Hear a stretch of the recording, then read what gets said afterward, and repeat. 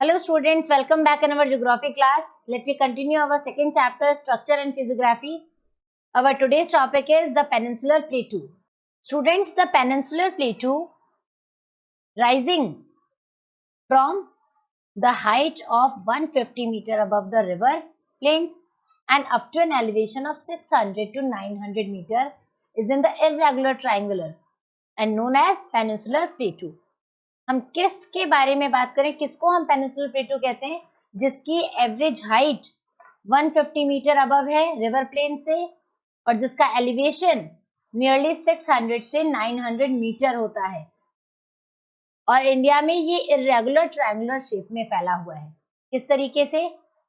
It extended from Delhi ridge in the north west to the Rajmahal hills in the east and Gir range in the west to the Cardamom Hills in the south, and it constitutes the outer extent of the peninsular plateau. These are the outer extent of the peninsular plateau. Let me show you. See students, I am talking about this area. Delhi Ridge to this one is Aravali, Gir, and then it extended towards the Cardamom Hills.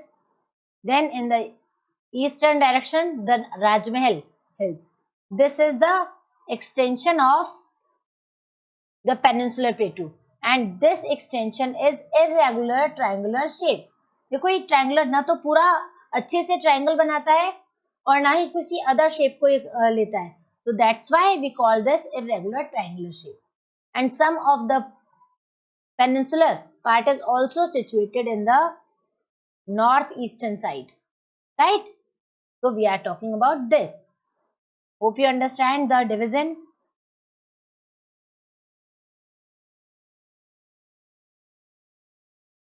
However, an extension of this is also seen in the northeast and in the form of Shillong and Karbi Anglong Plateau. The peninsular India is made up of series of peatland plateau such as Hazaribagh, the Palamu, the Ranchi, the Malwa, the Coimbatore. ये जो peninsular प्लेटू है बेटा, ये डिफरेंशिएटिव प्लेटू का एक formation है. बहुत सारे छोटे छोटे प्लेटूज जो हैं वो मिलकर के एक बड़ा पेनिनसुलर प्लेटू डेवलप करते हैं, राइट? और ये प्लेटू एरिया जो है रीजनल नेम से जाना जाता है. This is one of the oldest and the most stable landmass of India. ये स्टेबल है और सबसे पुराना लैंडमास है इंडिया का. And the general elevation of the plateau is from the west to east. और इसका जनरल एलिवेशन जो है वो वेस्ट से ईस्ट की तरफ है, यानी कि इस वेस्ट वाले एरियाज में इसका एलिवेशन हाई है और जैसे जैसे ईस्ट की तरफ आता है एलिवेशन लो होता जाता है. Understood? And this elevation is proved by the pattern of flow of rivers. And some of the rivers which is flown in this plateau regions are Mahanadi, Godavari, Krishna, Kaveri, Narmada, Tapi, etc. These are some of the rivers which flown in the peninsular plateau areas and which have their confluence in the Bay of Bengal and Arabian Sea both. The above four rivers having their confluence in the Bay of Bengal and the lower two rivers are drained into Arabian Sea, right? So students, some of the important physiographic features of this regions are tors, block mountains, rift valleys, spurs, bare rocky structures, series of hummocky hills and wall-like quartzite dikes. ये और भी डिफरेंशिएटिव physiographic features हैं जो आपको इस peninsular प्लेटू areas में देखने को मिलेंगे, ठीक है? और इनको क्लासिफाई इनके अलग अलग शेप और अलग अलग हाइट के अकॉर्डिंग किया गया है. They offering natural sites for water storage also. So the western and the northwestern part of plateau has an empathetic presence of black soil. इसका जो वेस्टर्न और नॉर्थ वेस्टर्न पार्ट है, basically I am talking about The part which is situated in the Maharashtra, Gujarat, Madhya Pradesh, these areas, they are having a good presence of black soil. Students, the peninsular plateau has undergone recurrent phases of upliftment and submergence accompanied by crustal faulting and fractures. ये जो peninsular plateau है, ये recurrent phases जिसमें upliftment, जमीन का ऊंचा उठना और submerge होना, faulting, fraction, इन सबका result है. For example, the Bhima fault needs a special mention because of its recurrent seismic activities. Bhima fault में आज भी, वैसे तो मैंने क्या कहा, this area is stable land, लेकिन भीमा फॉल्ट एक ऐसा एरिया है जो कि स्टेबल लैंड में भी सिस्मिक एक्टिविटीज ऑब्जर्व करता है. सिस्मिक एक्टिविटीज मींस अर्थक्वेक जैसा situation. So these spatial variations have brought in elements of diversity in the relief of the peninsular plateau. The northwestern part of the plateau has a complex relief of ravines and gorges. Northwestern part जो है इस plateau का, उसमें बहुत सारे ravines और gorges मिलते हैं. Gorges क्या होते हैं? Valley areas, deep valley areas formed by rivers. And the major ravines of Chambal, Bhind and Morena are very best known example of this area. Ravines क्या होता है? ऐसी नदी की घाटी जो कि इरोड नहीं हो सकती है. तो चंबल वाली घाटी, भिंड और मुरैना की ऐसी ही घाटियां हैं जो कि रिवर फ्लो के बावजूद, रिवर का, वैसे रिवर क्या होता है? एक एजेंट होता है इरोजन का, लेकिन इन एरियाज में क्योंकि ये इग्नियस डिपोजिशन वाले एरियाज हैं, इनको विदर नहीं कर पाता, इसके लिए फेमस होता है. So, on the basis of the prominent relief features, the peninsular plateau can be divided into three categories. And these three categories are the Deccan Plateau, the Central Highland, and the Northeastern Plateau. Let me start with the Deccan Plateau. The Deccan Plateau, it is bordered by Western Ghat in the west, Eastern Ghat in the east, and the Satpura, Maikal Range and Mahadev Hills in the north. Let me show you. ये वाला हिस्सा. Western Ghat in the west, Eastern Ghat in the east, and Mahadev, Maikal, Satpura ranges in the northern side. So this area is called Deccan Plateau area, right? Western Ghats are locally known by different names such as Sahyadri in Maharashtra, Nilgiri Hills in Karnataka, Tamil Nadu and Annamalai Hills and Cardamom Hills in Kerala. ये जितने भी western घाट वाले area हैं, इनको अलग अलग इलाके में, अलग अलग रीजन्स में इनके लोकल नेम्स हैं. जैसे महाराष्ट्र में वेस्टर्न घाट को सह्याद्री कहते हैं, कर्नाटका में नीलगिरी हिल्स, तमिलनाडु में अन्नामलाई हिल्स और केरला में इन्हें काजिमम हिल्स के नाम से जाना जाता है. These are some of the local name of the Western Ghat in different parts of the region. So Western Ghats are comparatively higher in elevation and more continuous than Eastern Ghat. Eastern Ghat के comparison में अगर हम western घाट को देखें तो ये उसके comparison में हायर एलिवेशन वाले होते हैं और ज्यादा कंटिन्यूस होते हैं, जबकि ईस्टर्न घाट कैसे, एलिवेशन कम होता है और डिसकंटिन्यू होते हैं. रिवर फ्लो की वजह से, रिवर सेडिमेंटेशन की वजह से ये ईस्टर्न घाट वाला एरिया जो है जगह जगह से डिसकंटिन्यूटी में है. And the average elevation found in the Western Ghat is nearly 1500 meter. Average elevation. But the highest peak of this elevated area is Anaimuri, which is having the height of 2695 meter. Right? This is the highest peak of Peninsular Plateau. And it is located in the Annamalai Hills of the Western Ghat. And then the second highest hill is Doda Beta with the height of 2637 meter, and the Doda Beta situated in the Nilgiri Hills. Anaimuri highest है, Doda Beta second highest है. Anaimuri Annamalai पहाड़ियों में है और डोडा बेटा नीलगिरी की पहाड़ियों में है. So most of the peninsular rivers have their origin in the Western Ghat. अब जो peninsular rivers हैं, इनका origination point Western Ghat है हाइयर एलिवेशन की वजह से। comprising the discontinuous and low hills are highly eroded by the rivers such as Mahanadi, the Godavari, Krishna, Kaveri. These rivers doing the job as an agent of erosion. और इन्होंने बहुत अच्छी तरीके से eastern घाट को बहुत अच्छे से इरोड किया है। Some of the important ranges include the Javedi Hills, the Palkonda Range and the Nallamala Hills. Mahendragiri Hills.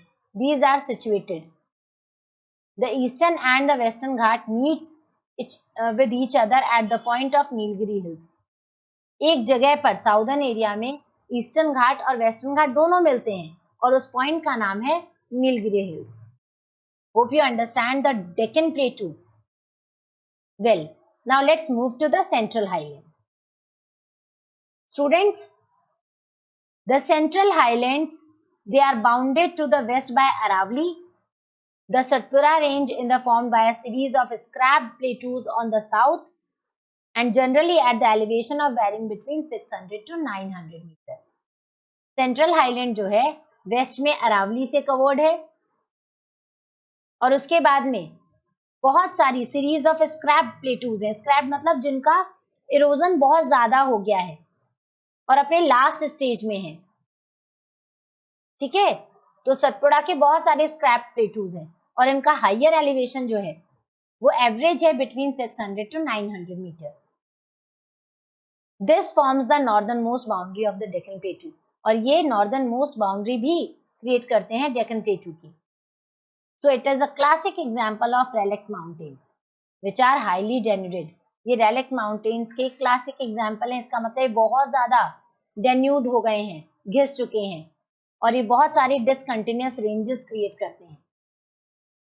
So the extension of the peninsular plateau can be seen as far as Jaisalmer in the west, where it has been covered by longitudinal sand ridges and crescent-shaped sand dunes.